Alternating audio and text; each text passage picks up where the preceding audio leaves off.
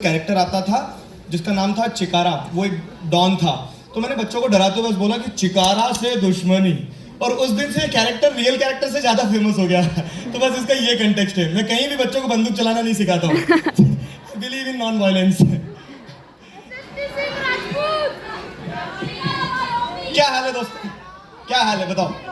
Enjoying the event ऊपर वाले? FOMO तो नहीं हो रहा कि अरे दूर बैठ गया यार, बहुत हो रहा है? कुछ नहीं, मन से पास है ना हम लोग, मन से तो पास है। फाइन, ठीक है। चलो, सुनना चाहते हो कुछ? मुझे पता है आप लोग बहुत सारे गिफ्ट्स लाए हैं, बहुत सारे लेटर्स हैं, बहुत सारे इमोशंस हैं, बहुत सारा प्यार है ट्रक भर के। प्रैक्टिकली क्या पॉसिबल है कि कुछ ऐसा करें कि सबके साथ हो सके? तो क्या हो रहा है ना कि साल भर जो सफर साथ बिताया उसमें बहुत सारी मेमोरीज क्रिएट हुई है। To teach is to touch a life forever. I believe in this very firmly कि जब मैं पढ़ा रहा हूं तो मैं सिर्फ पढ़ा नहीं रहा हूं, हम देश का भविष्य बनाते हैं। तो आपको पता होगा कि क्लासेस में हम पढ़ाई के अलावा भी बहुत सारी मस्ती करते हैं, मजाक करते हैं, और उसी मस्ती मजाक में हम धीरे धीरे जीवन जीना सीख जाते हैं। आप सब जीवन के उस पड़ाव पे हो जहां अभी आपके सामने एक नई लाइफ आएगी, क्योंकि ये जो 10th 12th बोर्ड्स के एग्जाम होते हैं ना, ये सिर्फ नेट प्रैक्टिस होती है। असली एग्जाम्स, असली चैलेंजेस तो जब आप जिम्मेदारियां लेना शुरू करोगे ना, तब समझ में आएंगे। एक गाना सुना है आपने? जिंदगी एक सफर है सुहाना। रुक जाओ, झूठ है। तो ये जो लाइन है ना, जिंदगी एक सफर है सुहाना, दिस इज अ लाई। ये झूठ है। क्यों? क्योंकि अभी बहुत कुछ देखना है। लेकिन इसी लाइन के बाद में जो अगली लाइन आती है कि यहां कल क्या हो किसने जाना, this is an absolute truth. कब कैसा मोड़ ले लेगी ना जिंदगी, आप में से किसी को समझ नहीं आएगा, किसी को नहीं पता चलेगा। अगर वो मोड़ खराब भी हुआ ना, तो बिलीव मी, अगला मोड़ शायद सुहाना होगा, वो आपका इंतजार करना होगा। और इसीलिए मैं आपको क्लासेस में हर दिन क्या कहता था कि it is the hope that keeps us alive. तो लाइफ बहुत ब्यूटीफुल है अगर आप उस होप को होल्ड करके चलोगे। तो अगर आप इस चीज में विश्वास रखोगे ना कि हर मोड़ जो है वो सुहाना हो सकता है। अगर आज जैसा आप सोच रहे हो, जैसा आप चाह रहे हो, वैसा नहीं हुआ, तो बस उस होप को होल्ड करना है, और कुछ समय के बाद में चीजें सुधरेगी और बेहतर होगी।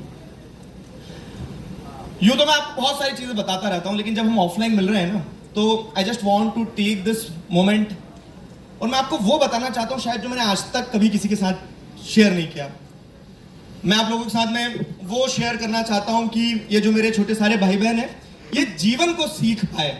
जब हमने परचम दी विजय यात्रा शुरू करी थी, तो उस समय हमने सोचा था कि बच्चों से मिलेंगे, क्या बातचीत करेंगे, क्या बोलेंगे। तो मुझे एक ही चीज क्लिक करी। वो क्या क्लिक करी कि मेरे जीवन से अगर मैं कुछ वो निचोड़ निकाल सकूं जो आगे जो बच्चे हैं, जो अभी इनके सामने एक रनवे, आई गेस 8 साल का डिफरेंस होगा हमारे बीच में, 8-10 साल का। तो आपको 10 साल बाद जाके उन चीजों का रिग्रेट ना रहे, वो लेसन शायद आप आज सीख लो। तो वो मैं आप लोगों के साथ डिस्कस करना चाहता हूँ। कुछ कहानियां हैं, कुछ लर्निंग्स हैं, सुनना चाहोगे? चलो शुरू करते हैं। मेरा जन्म जो हुआ था ना मध्य प्रदेश, बस यही महाराष्ट्र पड़ोसी। तो मध्य प्रदेश में धार डिस्ट्रिक्ट है। धार डिस्ट्रिक्ट में पीथमपुर करके एक इंडस्ट्रियल रीजन है। वहां पे मेरे पिताजी एक प्लास्टिक लाइन वाली जो फैक्ट्री है उसमें काम करते थे। वो अपने 12th को कंप्लीट करके चले गए थे। तब से एक तरह से कह सकते हैं अनऑर्गेनाइज सेक्टर में काम करते थे। बहुत ज़्यादा कुछ ऐसा पैसा नहीं मिलता था, लेकिन ये था कि गांव में रहने से बेहतर है कि शहर की तरफ आदमी पलायन कर जाता है, मूव कर जाता है, उस उम्मीद में कि शायद आने वाली जो पीढ़ी होती है उसका जीवन सुधर जाए। आप में से काफ़ी सारे ऐसे बच्चे होंगे जिनके पेरेंट्स मूव कर गए हैं। कितने हैं यहाँ पे कि जिनके पेरेंट्स मूव करके पुणे में आए हैं? ज्योग्राफी पढ़ ली।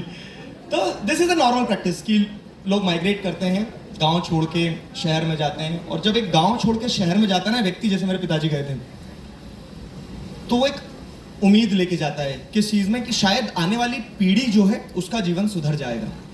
उम्मीद भी रहती है जीवन सुधर जाएगा, और बहुत सारी एक्सपेक्टेशंस भी रहती है। क्या कि जो आने वाली पीढ़ी आएगी ना, वो क्या करेगी, वो हमारे मिडिल क्लास साइकिल को तोड़ेगी। आने वाली पीढ़ी जो आएगी ना, उसे हम सारी फैसिलिटीज देंगे, जिससे क्या होगा कि चीजें बेहतर हो सकती है शायद कल। मेरा जब जन्म हुआ तो वही एक्सपेक्टेशंस जो है ना पैदा होते से आ गई।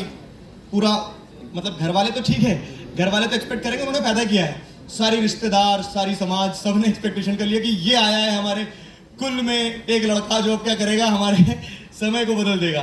तो दिस इज नॉर्मल। अब क्या हो ना कि वो पूरा सफर जीने के बाद में आज जब मैं पीछे मुड़ के देखता हूं तो मुझे लगता है कि क्या मैं सक्सेसफुल हुआ? यस। सुन तो लो पूरा। तो जो डॉट्स जब मैं पीछे मुड़ के देखता हूं और कनेक्ट करता हूं तो मुझे समझ में आता है कि हाँ, शायद एक डेंट तो मैंने भी मारा है।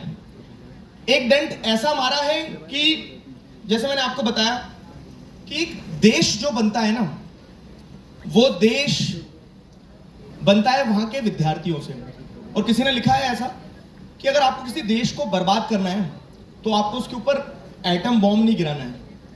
उस देश को बर्बाद करना है ना तो वहां की शिक्षा पद्धति को खराब कर दो। वहां जो डॉक्टर बनेंगे उनके हाथ पेशेंट्स मर जाएंगे। वहां जो इंजीनियर्स ब्रिज बनाएंगे वो ब्रिज गिर जाएंगे। वहां के पॉलिटिशियंस इतने करप्ट होंगे कि देश को बेच देंगे। तो collapse of education is the collapse of a nation. अब जब मैं पीछे मुड़ के देखता हूं कि मैंने क्या किया, जो मैं आपको बोल रहा हूं ना कि मैंने एक डेंट तो मैंने भी मारा है, तो डेंट मैंने ऐसे मारा है कि I am more than grateful for this कि मैं इस शिक्षा के क्षेत्र में काम कर रहा हूं। मैं गीली मिट्टी को आकार दे रहा हूं। तो अगर मैं अपनी जर्नी को पीछे देखूं तो मुझे लगता है कि हाँ, कुछ कंट्रीब्यूट किया है। अब उस कुछ कंट्रीब्यूशन में मेरा कितना योगदान है, तो जो कैमरे के उस तरफ से देख रहा है ना, उसे क्या लगता है कि सब कुछ मैंने किया है। And this is how we think. शायद आप में से सभी लोग, शायद क्या डेफिनेटली आप में से सभी लोग कल बहुत सक्सेसफुल होंगे, लेकिन एक चीज ध्यान रखना कि आपकी सक्सेस सिर्फ आपकी नहीं है। आपकी सक्सेस में बहुत सारे अनसंग हीरोज होते हैं। अब मैं अगर मेरी कहानी आपको बताऊं तो बचपन में जब मेरा जन्म हुआ ना, तो I was suffering from severe pneumonia. मतलब मौत को छुके टक से वापस आया हूं। तो दैट वाज द सिचुएशन। अब उस समय पे क्या है ना, मम्मी बताती मुझे आज कि हमारे पास सिर्फ इतने पैसे थे कि या तो वो मेरा इलाज करवा ले या फिर वो ऑटो में ले जाना लाना और इस तरह से ट्रैवल का पैसा दे दे। तो एक चीज स्किप की जा सकती थी, इलाज स्किप कर देते तो मैं नहीं रहता। तो वो ऑटो में लाना ले जाना स्किप कर दिया। मेरी माँ ने मुझे अपने कंधे पे रख के पैदलों, मतलब किलोमीटरों तक पैदल चली, वो बच गया। फिर क्या है, जब बड़ा हुआ तो स्कूल में डलवाया। तो मेरे पिताजी को बहुत कम पैसे मिलते थे, और वो जो स्कूल था ना, वो शहर का सबसे अच्छा स्कूल था पीथमपुर में, फीस भी सबसे ज्यादा थी। तो उस केस में क्या है ना, मेरे पिताजी ने तय करा क्या कि मैं अपना पेट काट लूंगा, लेकिन अपने बेटे को जो बेस्ट हो सकता है वो दूंगा। वो स्कूल वाले भी ये चीज देख रहे थे। स्कूल वालों ने मेरी फीस हाफ कर दी। मेरे पास में जैसे जब ये सफर आगे चलता चले गया तो ऐसा होता है कि लोग, बहुत सारे लोग होते हैं जो उनके पास में कोई बड़े भाई बहन होते हैं या फिर फैमिली में रिलेटिव्स में कोई पढ़ा लिखा होता है। मेरे पहले तक मेरे परिवार में सबसे ज्यादा पढ़े लिखे कौन थे? मेरे पिताजी। क्लास 12 तक पढ़े थे वो। तो उस समय पे उस व्यक्ति ने इस तरह से सोचा कि यार मेरी स्थिति जो भी रही होगी वो ठीक है। वो शायद आज आपको वो हीरो नहीं दिख रहे होंगे, लेकिन ये जो मेरी कहानी है ना, तो मैं जो आपको बता रहा हूं कि मेरी कहानी में और आप सबकी कहानी में, आज जब घर जाओगे ना तो सोने से पहले एक पेपर लेकर बैठना और उस पेपर में लिखना कि आपकी लाइफ में कौन हीरोज है, क्योंकि आपकी लाइफ जो आप बना रहे हो सिर्फ आप नहीं बना रहे हो, बहुत सारे हीरोज हैं। तो अगर आपको हीरोज बताओ तो मेरी कहानी में हीरो मेरी माँ है, मेरी कहानी में हीरो मेरे पिता हैं, मेरी कहानी में हीरो वो स्कूल अथॉरिटी जिन्होंने मुझे मौका दिया कि मैं पढ़ पाऊं। मेरी कहानी में ऐसे बहुत सारे हीरोज हैं। मैं जब क्लास 10th का एग्जाम दे रहा था तो आप सबने भी 10th का एग्जाम दिया, बहुत मोटिवेटेड रहते हैं कि यार इस बार देखना बोर्ड एग्जाम में बहुत अच्छे नंबर लाऊंगा या लाऊंगी। मैंने भी मेहनत करी, मैंने भी सपना देखा, लेकिन अब होता है कि आप कभी कभी डाइवर्ट हो जाते हो, आप बेस्ट नहीं दे पाते हो, मल्टीपल रीजंस रहते हैं। तो मेरे क्लास 10 में परसेंटेज बने कितने? 68। क्लास 10th में सपना पूरा नहीं हुआ, क्लास 12th आई, फिर एक सपना देखा, क्या कि क्लास 12th में मेहनत करूंगा, क्लास 12th में बहुत ज्यादा परसेंट बनाऊंगा, क्लास 12th में कितने परसेंट बने? 68। कंसिस्टेंसी देख रहे हो? क्लास 12th में भी 68 ही बने। आई वॉज एक्सपेक्टिंग कि मुझे बहुत अच्छा कॉलेज मिलेगा, एक अच्छे कॉलेज में जाऊंगा, डीयू प्लान करा था मैं, दिल्ली यूनिवर्सिटी जाऊंगा, एडमिशन ही नहीं मिला, 68 परसेंटेज उन्होंने बोलते भाग, ठीक है, तो वहां एडमिशन ही नहीं मिला। अब क्या हो रहा है ना कि आप देख रहे हो, अभी मैंने पूछा कि क्या मैं सक्सेसफुल हो, तो आपने सबने हाँ बोल दिया, लेकिन कोई भी सक्सेस स्टोरी जो रहती है ना, वो क्यूमुलेशन ऑफ फेलियर्स रहती है कि आप एक बार गिरते हो, फिर खड़े होते हो, दूसरी बार गिरते हो, फिर खड़े होते हो। तो अगर एक सक्सेस को नरेट करोगे तो वो सक्सेस कुछ नहीं होती है, खोखली होती है, it is just the cumulations of failures. गिरोगे, खड़े होना है, फिर गिरोगे, फिर खड़े होना है, जरूरी क्या है कि चलते रहना है। वही मैंने किया। तो जैसे 12th के बाद क्या हुआ ना कि 12th के बाद जब अच्छा कॉलेज नहीं मिल पा रहा था, तो यार चीजें हिट करती है, आप सबको हिट करेगी कि आप बहुत सारे प्लान्स बनाओगे और कभी कभी वो प्लान्स जो है वो आपको सक्सेसफुल होते नहीं दिखेंगे, तो वो चीजें हिट करती है। तो मैंने अपना एक दोस्त है, सिद्धार्थ है उसका नाम, मेरा जिगरी, तो मैंने उससे ये पूछा, उसे इनफैक्ट ये बताया कि यार हार गए यार, कुछ सपना देखते हैं वो पूरा ही नहीं हो पाता है, अधूरा रह जाता है। तब बताओ उसने मुझे एक चीज कही, क्या कि टूटे सपनों को पूरा करने का एक ही सोल्यूशन है, एक और बड़ा सपना देखो। तो मैं जो आपको एक छोटी छोटी कहानियां बता रहा हूं, क्यों बता रहा हूं पता है? कि मेरी सक्सेस जर्नी में जो हीरोज है, तो मेरा हीरो मेरा वो दोस्त है जिसने एक दिन वो एक शब्द बता के मुझे क्या बताया कि नहीं अभी रुकना नहीं है। ग्रेजुएशन किया, पोस्ट ग्रेजुएशन किया, पढ़ाना शुरू किया, पढ़ाते चले गए। अब जब पढ़ा रहे थे तो आज आपको देखने को मिलता है कि जो भी किया दिगराज सर ने किया, लेकिन मैं इस चीज में बिल्कुल भी झिझक नहीं लूंगा, क्या कि दिगराज सर के दिगराज सर बनने में सिर्फ दिगराज सर अकेले नहीं थे। I am grateful to all the platforms, I am grateful to each and everyone, वो चाहे वो एक कैमरामैन जो मेरी टीम में है, वो कंटेंट बनाने वाला व्यक्ति है, क्योंकि ये सब नहीं होते ना तो शायद मैं नहीं होता। तो आप भी अपने अपने हीरोज जरूर आइडेंटिफाई करना। लाइफ में अगर सही हीरोज आइडेंटिफाई करना शुरू कर दिया और उनकी कदर करना शुरू कर दी ना, तो आपको लाइफ में किसी भी चीज का रिग्रेट नहीं रह जाएगा, क्योंकि इन हीरोज को शायद मैं तब अप्रिशिएट नहीं कर पाया, उसके अलावा भी जीवन में ऐसी बहुत सारी चीजें रह गई जिनका क्या रह गया, रिग्रेट रह गया। तो अगली जो इंपॉर्टेंट चीज मैं आपको बताना चाहता हूं वो है रिग्रेट। रिग्रेट क्या होता है पता है? रिग्रेट आपका टीचर होना चाहिए, ना कि वो आपका कंपेनियन बने। अगर आप रिग्रेट से सीखे नहीं हो और उसको एक साथी बना के बस अपने साथ लगा के खींचे जा रहे हो, तो वो बहुत भारी हो जाता है। क्या हुआ था ना कि बहुत सारे ऐसे सपने थे शायद बचपन में पूरा नहीं कर पाया। क्यों? क्योंकि उस समय मैंने सोचा कि नहीं, एक समय आएगा, उस समय पे बेहतर करूंगा। तो समय कभी नहीं आता है। क्या आता है?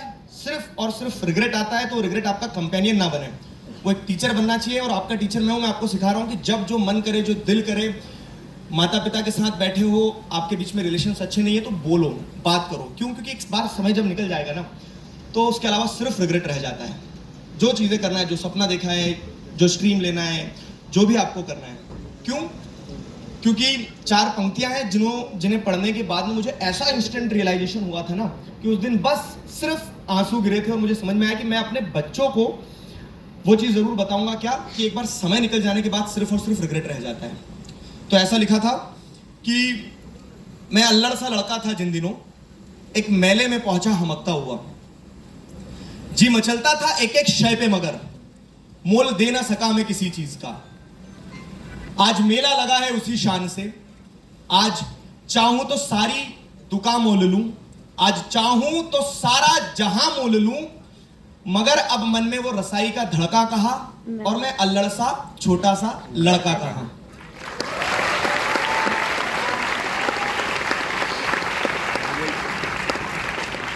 निकल गए ना समय, तो अब शायद ऐसा है कि अब सब कर सकता हूं जो जो सोचा था, लेकिन तब नहीं करा ना, तो अब वो सारी चीजें फीकी लगती है। तो आज आप उस उम्र के पड़ाव पे हो जहां जो करना है वो दिल खोलकर कर लेना। आपके सच्चे दोस्त अगर कोई हैं तो वो आपके माता पिता हैं। उनके साथ कभी भी किसी प्रकार का मन मुटाव होगा, आपके मतभेद होंगे, आपका शायद सोचने का तरीका अलग होगा, आप जनजी हो, लेकिन बिलीव मी, आपके लिए आपसे ज्यादा अगर कोई सोच रहा है तो आपके माता पिता है। मनभेद होने देना, मतभेद मत होने देना। उल्टा बोल दिया, अयो मतभेद होने देना, मनभेद मत होने देना। Difference of opinion are normal, लेकिन मन से कभी भी उनके साथ भेद मत करना कि यार ये समझ नहीं रहे, ये मेरे बारे में नहीं सोचते हैं। क्योंकि I have observed it, I have lived it, क्या कि अगर कोई आपके बारे में सच में सोच रहा है तो सिर्फ और सिर्फ आपके माता पिता हैं। अगली चीज क्या है ना, आज की जनरेशन जो है वो दुख और संघर्ष दो चीजों को डिफरेंशिएट नहीं कर पाती है, जबकि दोनों चीजें बहुत अलग हैं। किसी को पता है क्या दुख और संघर्ष दोनों में क्या डिफरेंस है?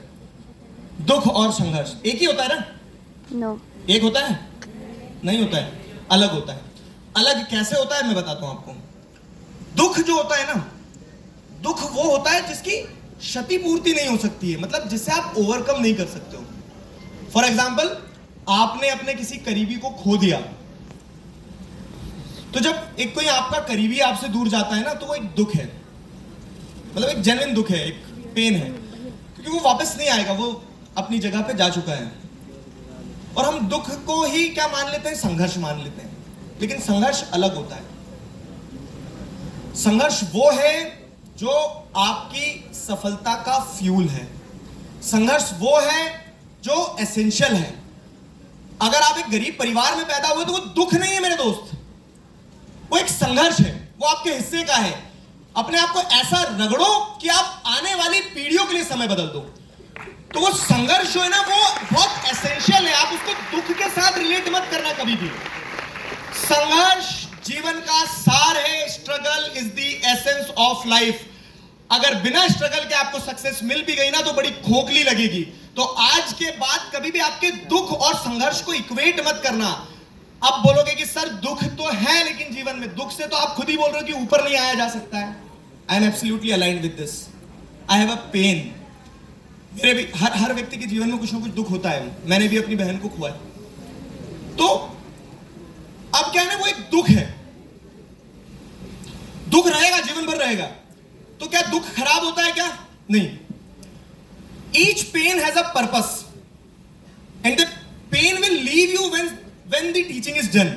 वो पेन आपको छोड़ के चले जाएगा अगर उसने आपको लेसन सिखा दिया तो मेरे अंदर भी वो बहुत भारी पेन था, लेकिन पता उसने एक लेसन सिखाया क्या कि 2019 के पहले तक क्या था ना, 2019-20 के पहले तक दिगराज सर शायद सिर्फ एक बहन के भाई थे। लेकिन उस पेन को जब समझा तो मैं समझ में आया कि मेरे तो इतने सारे भाई बहन हैं। तो वो एक जब ऊपर से देख रही होगी ना तो वो बहुत खुश हो रही होगी। तो हर पेन का एक पर्पस होता है और वो पेन आपको छोड़ देगा जिस दिन आप उस पेन से एक लेसन ले लोगे। तो ये दुख और संघर्ष जीवन का अभिन्न अंग है। इनको चेरिश करो, इनके साथ आगे बढ़ो। जो करना है, जैसे करना है, खुल के करो। किसी चीज का रिग्रेट मत रखना। क्यों? क्योंकि रिग्रेट्स आर वेरी हैवी। जब मैं 12th में था, आप में से भी अधिकतर लोग 10th में ये काम शुरू कर देते होंगे, स्लैम बुक भरवाते हैं हम स्कूल में। तो वो स्लैम बुक जब भरवाई थी ना, और अभी कुछ दिनों पहले जब वो स्लैम बुक को वापस खोल के देखा, तो उस स्लैम बुक में जिन बच्चों ने ये लिखा था, जिन दोस्तों ने ये लिखा था कि किसी को सिंगर बनना है, किसी को डांसर बनना है, किसी को एस्ट्रोनॉट बनना है, उसमें से मेजोरिटी लोग आज क्या कर रहे हैं? 9 से 5 की जॉब कर रहे हैं। तो इस पूरे समय में क्या हुआ पता है? इस पूरे समय ये हो गया कि उन्होंने शायद एक्शन नहीं लिया। मैं आज आपको सारी चीजें बता रहा हूँ। ये किसी काम का नहीं रहेगा अगर आप एक्शन लेना शुरू नहीं करोगे। आपको बहुत दूर का नहीं सोचना है क्या होगा, कैसे होगा। अगर आप किसी चीज के लिए डिजायर लेके चल रहे हो ना, तो आपको बस क्या करना है, वो शुरू कर देना है। जब एक बहुत घनघोर अंधेरा होता है ना, तो जरूरी नहीं कि हमें बहुत आखिरी तक का पूरा दिख रहा हो कि हाँ सिंगर बनना है तो ऐसे ऐसे ऐसे ऐसे बन जाऊंगी। आपको बस चलना शुरू करना होता है। अंधेरे में हम टॉर्च लेके जब चलते हैं ना, तो हमें सिर्फ 2 कदम चलना है। जब 2 कदम चल दोगे तभी तो आगे के 2 दिखेंगे। तो वो एक्शन लेना आज से ही शुरू कर देना। क्यों? क्योंकि अगर आपने वो शुरू नहीं किया और समय तो अपनी गति से चलता रहेगा चलता रहेगा चलता रहेगा, समय निकल जाएगा तो फिर सिर्फ रिग्रेट रह जाएंगे। आपको शायद मेरे इस पूरे पार्ट में ये लग रहा होगा कि I carry a very heavy regret for something, तो yes I carry a very heavy regret for something, but the thing is I don't want you people to carry that regret. जो करना है दिल से कर लेना।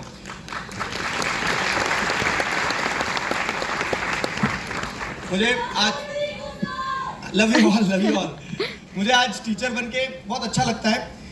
मैंने शुरू कभी भी ये नहीं सोच के किया था कि मुझे टीचर बनना है, मैंने बस इसलिए पढ़ाना शुरू कर दिया था कि वो मिर्जापुर में ऐसा है ना कि शुरू मजबूरी में किया था, मजा आ रहा है, तो वैसे ही मैंने शुरू मजबूरी में कर दिया था कि मुझे अपने खर्चे निकालना थे। लेकिन जब मैं टीचर बना, मैं पीछे मुड़ के देखता हूँ तो मुझे समझ में आता है कि एक शिक्षक देश की नींव बनाता है। आप में से काफी सारे बच्चों के पेरेंट्स टीचर होंगे, मतलब घर पे पिटाई होती रहती होगी, तो वो सारे बच्चे एक चीज को समझना, इन जनरल हर प्रोफेशन की अपनी एक मर्यादा है, हर प्रोफेशन की अपनी एक इंपॉर्टेंस है, लेकिन टीचर होना मतलब एक टीचर जो होता है ना, तो उस टीचर के दो प्यार होते हैं। पहला प्यार होता है लव फॉर द सब्जेक्ट, और दूसरा प्यार होता है लव फॉर देयर स्टूडेंट्स। लेकिन ये दोनों प्यार के बीच में पता है कि टीचर बनते बनते मैंने क्या ऑब्जर्व करा है कि एक तीसरा प्यार भी उत्पन्न हुआ कि वो स्टूडेंट्स और सब्जेक्ट को साथ लाना। मैं आपसे एक सवाल पूछना चाहता हूं और उसके जवाब से मुझे अपना टीचर होना सेटिस्फाइड लगेगा कि क्या मैं वो कर पाया। यस। तो आप में से अधिकतर लोग आगे जाके कोई भी स्ट्रीम लेने वाले हो, चाहे आप कॉमर्स लो, चाहे साइंस लो, चाहे ह्यूमैनिटीज लो, एक चीज ध्यान रखना, क्या कि दिगराज सर के चैप्टर्स जो थे, लेसन्स जो थे क्लास वाले, वो भूल जाना, बट एक चीज ध्यान रखना कि जब भी जीवन में तुम्हें किसी भी प्रकार का कंफ्यूजन होगा कि अब निर्णय कैसे लूं या कैसे सही और गलत में डिफरेंशिएट करूं, तो वो एक चीज ये होगी कि वो करना जिसे करने के बाद में आप अपने माता पिता के सामने गर्व से खड़े होकर कह सको कि मैंने ये किया है, और आपके माता पिता जब आपको ये बोले कि बेटा या बेटी तुझे तेरे कर्मों का फल मिलेगा, तो वो बद्दुआ नहीं, वो एक दुआ लगे, एक आशीर्वाद लगे। बस यही करना है तुम्हें। जब भी कंफ्यूजन होगा ना कि सही है या गलत है, कैसे निर्णय लूं कैसे नहीं लूं, तो इस चीज को ध्यान रख लेना। ये अगर आपने एक आधार बना के चलते रहे ना, तो मेरा शिक्षक होना, मेरा तुम्हें सारा सब कुछ सिखाना सफल हो जाएगा। और मैं सिर्फ ये चाहूंगा कि कल को जब देश निर्माण होगा तो उसमें मैं ये कह पाऊं कि मैंने देश की नींव बनाई थी और वो नींव एक अच्छा व्यक्ति, एक अच्छा देश बना पाई है। तो this was all from my side. Thank you very much for being so wonderful listener.